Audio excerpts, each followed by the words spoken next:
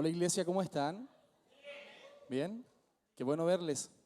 Que el Señor les bendiga. Les saluda a cada uno en el nombre de nuestro Señor Jesús. Amén. Para nosotros una bendición el poder estar aquí con tantas caras nuevas. Bueno, personas que sí conocemos, pero es una bendición el que puedan estar en la casa de Dios. David decía que es mejor un día en la casa de Dios que 1000 años fuera de Él. De seguro Dios tiene una palabra preparada para nuestras vidas. Amén. Y bueno, voy a comenzar el servicio, este sermón del día de hoy.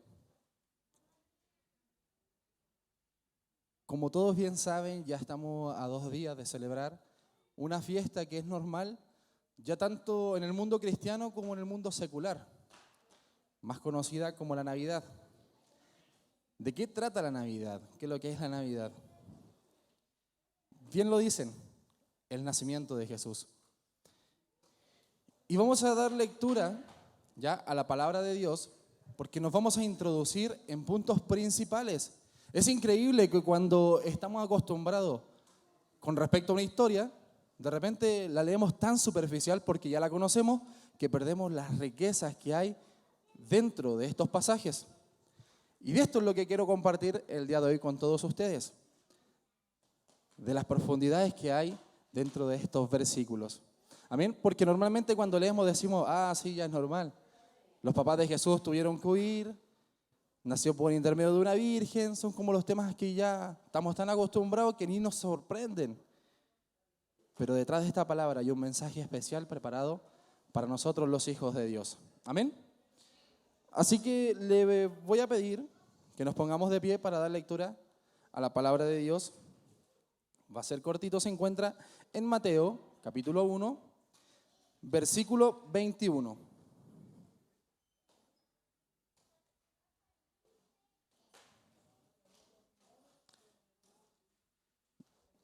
Y le damos lectura en el nombre del Padre, Hijo y Espíritu Santo. Y dice, y dará a luz un hijo, y llamará su nombre Jesús, porque él salvará a su pueblo, ¿de qué? De su pecado. Amén. Ese es el versículo, tomen asiento. Como les decía, estamos tan acostumbrados a leer esta historia que muchas veces lo leemos superficial e incluso lo saltamos cuando comenzamos a leer la Biblia porque la genealogía, que Jesús nació, lo importante viene después de la muerte. Pero nos damos cuenta cuando nos introducimos dentro de esta historia, es de que cuando comenzamos a leer, y recién lo dábamos por lectura, entonces en Mateo capítulo 1, versículo 21, hay una declaración tremenda. Dice, y dará a luz un hijo, y llamará su nombre Jesús, porque él salvará a su pueblo de su pecado. Entonces mira, con esto te quiero empezar a compartir el primer gran punto y la primera gran verdad. Cuando nosotros empezamos a entender la importancia del nacimiento,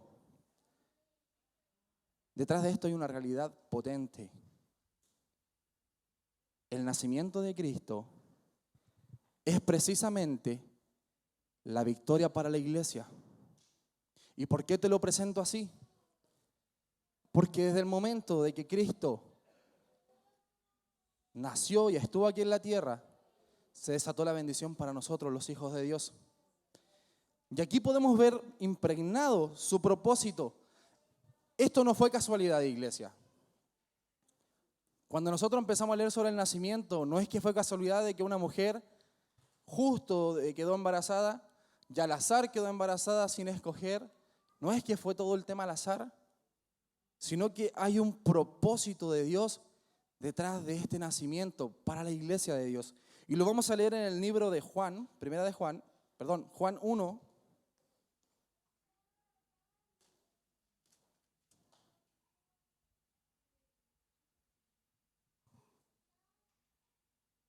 Del 1 al 5, dice, y en el principio era el verbo, y el verbo era con Dios, y el verbo era Dios. Este era en el principio con Dios.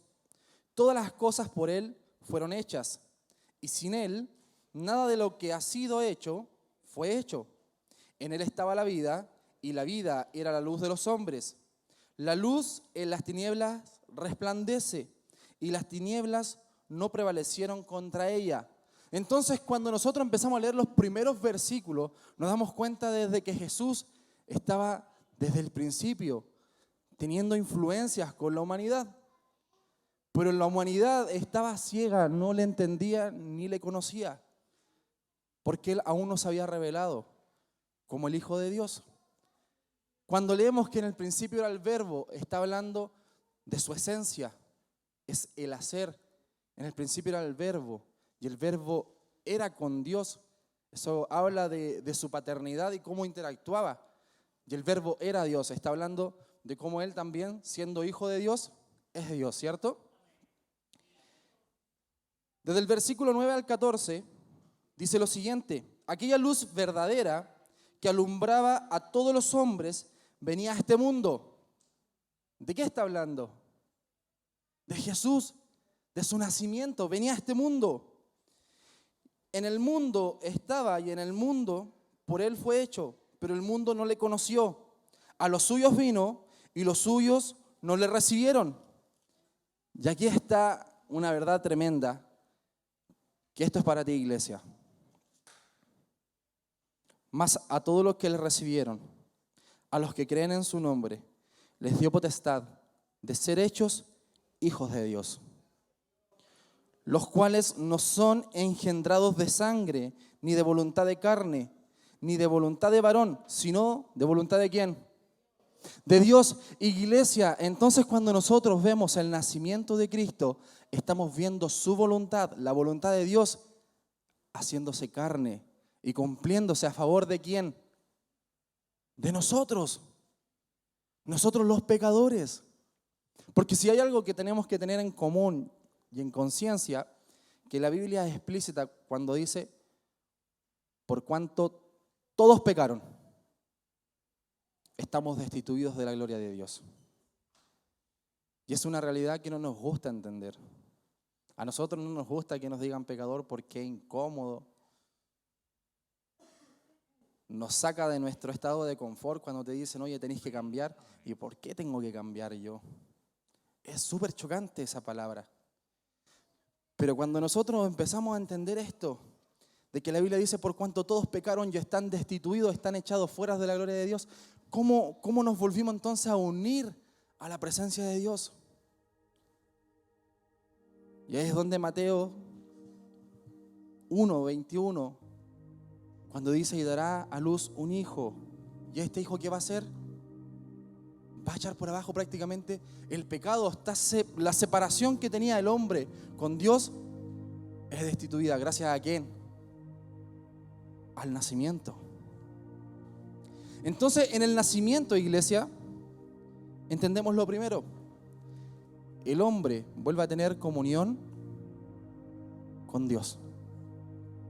En su nacimiento eso encontramos. Encontramos su verdad, su propósito. Y con esto yo te quiero decir lo siguiente: mira, yo sé que para nosotros muchas veces es difícil. Es difícil de repente pensar: Señor, mira, en estas fechas nos sentimos tan agobiados. ¿Qué podré regalar? ¿Qué podré hacer? Cuando el regalo más poderoso, el regalo más bello, ya está en nosotros. Y es Cristo.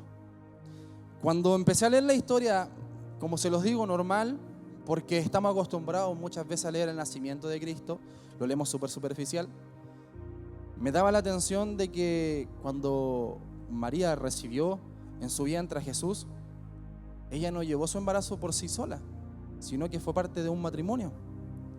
Y junto con María también estaban los conflictos de su esposo José, y muchas veces ni nombramos a José cuando contamos esta historia, lo vemos como el NN de la historia.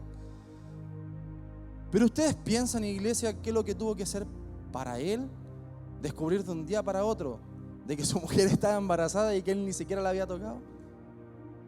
Y lo vemos porque estamos acostumbrados a decirlo, pero imagínense estar en sus zapatos. Para los hombres, ¿cómo te sentirías tú? No creo que, oye, mi mujer está embarazada, gloria a Dios, mi mujer se embarazó. No creo que haya sido su primera actitud. Porque de hecho, cuando nosotros nos introducimos a la palabra, en los primeros capítulos dice que José, siendo un hombre recto, ya estaba escribiendo una carta para entregársela ¿a quién? A María.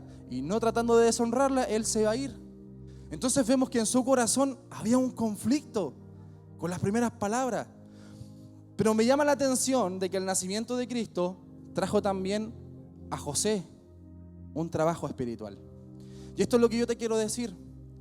En nuestras vidas, hoy actualmente, Cristo sigue actuando, sigue moviéndose. Y es para despertarnos, iglesia. Para romperte a ti de tu comodidad, para llamarte a ti a la luz, para decirte, mira, mi muerte y mi nacimiento no fueron en vano, pero demando de ti algo. De José, ¿qué demandó? Que él se alineara con los propósitos de Dios. Porque vemos que él en su corazón y en su mente ya había determinado una decisión. Pero él en su búsqueda dice que Dios le apareció en sueño, un ángel, y le dice, tranquilo José, toma a esa mujer con libertad, porque el Espíritu Santo es el que está prácticamente ahí obrando. ¿Cierto? Pero pese a todo esto, igual me llama la atención la actitud de José, porque en sus zapatos quizás no hubiese actuado yo de esa manera. Entonces, dentro del capítulo, como les decía, de Mateo 1:21, lo que podemos ver es la voluntad que tenía Dios para con el mundo, que envió a su Hijo para darnos libertad y romper toda esclavitud que teníamos con el pecado, ¿cierto? En Mateo 2,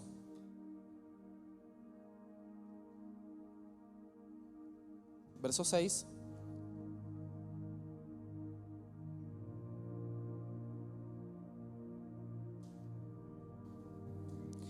me llama la atención que dice, y tú, Belén, de la tierra de Judá, no eres la más pequeña entre los príncipes de Judá, porque de ti saldrá un guiador que apacentará a mi pueblo Israel. Cuando nosotros seguimos leyendo la historia de dónde viene el procedimiento, de dónde nació Cristo, el Mesías, estamos dándonos cuenta de que una tierra, pero no es reconocida por su grandeza ni por su grande rey, es porque es pequeña. Eso connota de esta tierra, no su belleza ni nada más, sino que recalcan ahí, dice, y tú, Belén, de la tierra de Judá, no eres la más pequeña. Entonces, cuando a mí me hacía ruido esto, ¿por qué recalcaron la palabra pequeña? ¿Qué significa pequeña? Y en el diccionario la palabra pequeña quiere decir, o lo connota como algo menos importante, algo que quizás tienen la misma edad, pero tiene menos valor. Entonces, cuando yo pensaba en esta palabra, que el Salvador del mundo salió de una tierra pequeña, una tierra con poca importancia, una tierra desmerecida, yo decía, es precisamente cómo Dios vino a obrar y a actuar sobre nosotros los hombres. Pero como lo leemos rápido, no nos damos cuenta de estos pequeños detalles. El creador del mundo, pudiendo haberse presentado en la tierra como en el reino que quisiera, quizá en el reino más poderoso, tomó la decisión de nacer de la tierra más pequeña. Me llamaba la atención esta connotación, como les decía, pequeña, poco valor, que quizás muchas veces la miramos superficialmente. Pero y asimismo, hoy en día, cuando Cristo viene a nacer en nosotros, en nuestros corazones, y le permitimos a nosotros, le abrimos nuestro corazón y le permitimos obrar, es también como Dios nos rescata. Y vamos a leer 1 Corintios, capítulo 1. Le vamos a dar lectura del 27 al 31. 1 Corintios.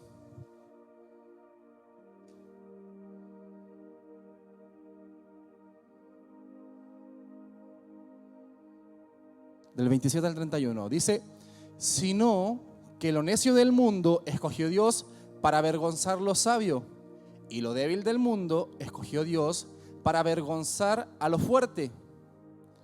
Y lo vil del mundo, lo menospreciado, escogió Dios, y lo que no es, para deshacer lo que es, a fin de que nadie se jacte de su presencia. Mas por Él estáis vosotros en Cristo Jesús, el cual nos ha sido hecho por Dios sabiduría, justificación, santificación y redención. ¿Para qué? Como está escrito, el que se gloría, gloríese en el Señor. Entonces, cuando estaba leyendo sobre el nacimiento de Jesús, entiendo estos puntos principales, iglesia. Cuando Cristo llegó al mundo o a la vida de María y José, lo primero que les pasó como hombre, tuvieron que negarse a sí mismos. Junto con esto, tuvieron que entender el propósito de Dios, de que en ese nacimiento iba a haber libertad. ¿Para qué? Para la nación y el mundo. Y no solo esto, de que no era porque ellos fueran superhombres, sino porque Dios se jacta y toma lo pequeño para avergonzar a los soberbios prácticamente. Iglesia, es el regalo del nacimiento.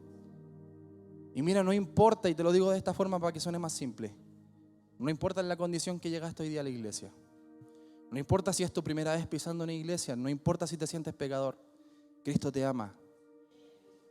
Y en ese inmenso amor, Él estuvo dispuesto a pisar la tierra y a padecer por amor a ti. Él te conoce, Él conoce tus debilidades, como también conocía las debilidades de José y de María, las conocía. Pero en medio de todo el proceso, Él les fortaleció y le empezó a mostrar la luz. Así que yo te quiero decir, mira, si estás acá, Dios tiene un propósito para ti.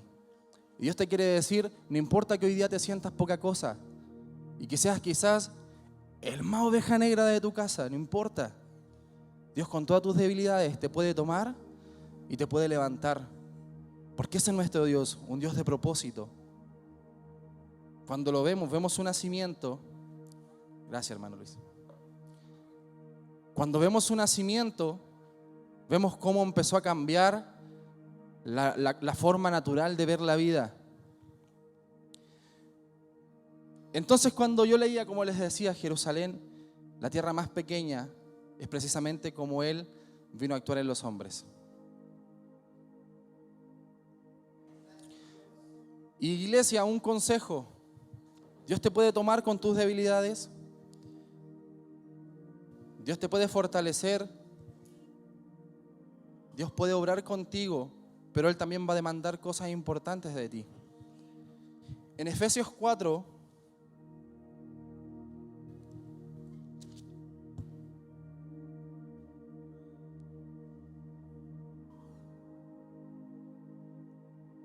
del 25 al 32,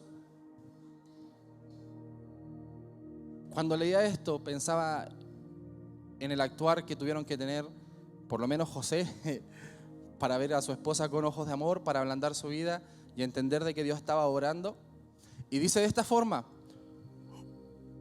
por lo cual, desechando la mentira, hablad verdad cada uno con su prójimo, porque somos miembros de unos de los otros. Airaos, pero no pequéis, no se ponga el sol sobre vuestro enojo, ni deis lugar al diablo. El que hurtaba, no hurte más, sino que trabaje, haciendo con sus manos lo que es bueno, para que tenga que compartir con el que padece necesidad. Entonces, iglesia, mira, esto es el nacimiento de Cristo. Esto es lo que empieza a hacer. Cambia nuestra forma de actuar, cambia nuestra realidad. El nacimiento de Cristo conllevó esperanza para el hombre, pero también lo empezó a impulsar a dejar su naturaleza y empezar a actuar como un hombre nuevo. Ninguna palabra corrompida salga de vuestra boca, sino la que sea buena para la necesaria edificación, a fin de dar gracia a los oyentes. Y no contristáis al Espíritu Santo de Dios, con el cual fuisteis sellado para el día de la redención. Quítense de vosotros toda amargura, enojo, ira, gritería y maledicencia y toda malicia. Antes sed benignos unos con otros, misericordiosos, perdonándonos unos a otros, como Dios también os perdona a vosotros en Cristo. Iglesia, mira, con esto te quiero mostrar la importancia de que Cristo viva dentro de nosotros día a día. Hoy recordamos su nacimiento, sabemos que Él murió, pero hoy te lo digo de esta forma: Él vive o está muerto. Él vive. ¿Y dónde vive?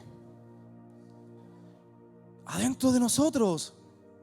Es tal cual como lo que le ocurrió a María. ¿Saben qué? Yo cuando leía el nacimiento hay un cántico que genera María de agradecimiento. Gracias porque soy dichosa, porque siendo la menor me hiciste fuerte y vi tu favor alrededor de mí. Y yo decía, oye, pero esto me representa a mí. Porque hoy día tengo la gracia de portar ¿a quién? Al Salvador del mundo. Hoy día Cristo ya no habita fuera ni en un templo. ¿Dónde habita? En tu corazón. ¿Te das cuenta? El Salvador del mundo, el que limpia los pecados, el que cubre, el que te restituye, ahora mora dentro de ti. Eres tal cual como estos primeros personajes, como María y José, que por misericordia estaban siendo un ejemplo de cómo nosotros los creyentes tenemos que actuar, perdonándonos uno a los otros, dejando nuestra vana manera de vivir. Si antes robábamos, perfecto. Ahora no robamos, ahora trabajamos. ¿Y somos qué? Beneficio, bendición para la obra de Dios. Iglesia, la Navidad es esto. Reconocer de que Cristo hoy vive y reina dentro de ti. La paz de Cristo la puedes demostrar de esta forma, amándonos los unos con los otros. Y cuando estemos en nuestro hogar, mira, iglesia, te invito a que tú puedas compartir con tus hijos, con tu familia, de la bendición de que Cristo hoy viva en medio nuestro. Porque así como fue de maravilloso e impactante para esta persona en este siglo, de que los llevó a negarse a sí mismo, de que el Espíritu Santo les mostraba en sueño, de que los llenaba en gozo, hoy día Dios también te puede obrar de esa manera. Te puede sorprender, te puede mostrar en sueños, te puede bendecir, te puede levantar y va a cambiar tu forma antigua de vivir y te va a hacer vivir conforme a su voluntad. Te quiero decir que Él te recibe tal cual tú estás. Pero si le abres su corazón, te lo digo, no vas a volver a ser el mismo. Porque vas a ser impactado. Cuando en el libro de los Hechos dice que recibiréis poder cuando haya venido sobre vosotros el Espíritu Santo y me seréis testigos, está hablando de un impacto. Está hablando de un cambio. Hoy día estamos aquí por la celebración de Jesús. Te lo digo. ¿Él vive dentro de ti? ¿Estás seguro? Perfecto, entonces, con gozo y alegría, sigamos exaltando el nombre de nuestro Señor. Y hoy día cuando lleguemos a nuestra casa, hagamos partícipe a nuestra familia de la bendición que es Cristo. Amén. De su salvación, del propósito del Evangelio y lo más importante, lo que leíamos al final. Si hoy día tienes algún roce con algún familiar, que pase de ti la ira y dejemos que el Evangelio mismo de Cristo prevalezca. Amén. Que podamos bendecirlo uno a los otros. Así que el Señor les bendiga, iglesia, que podamos meditar en esto y sabemos de que nuestro Redentor vive y que su nacimiento aquí en la tierra desató la bendición más grande para nosotros. Amén. Que el Señor les bendiga.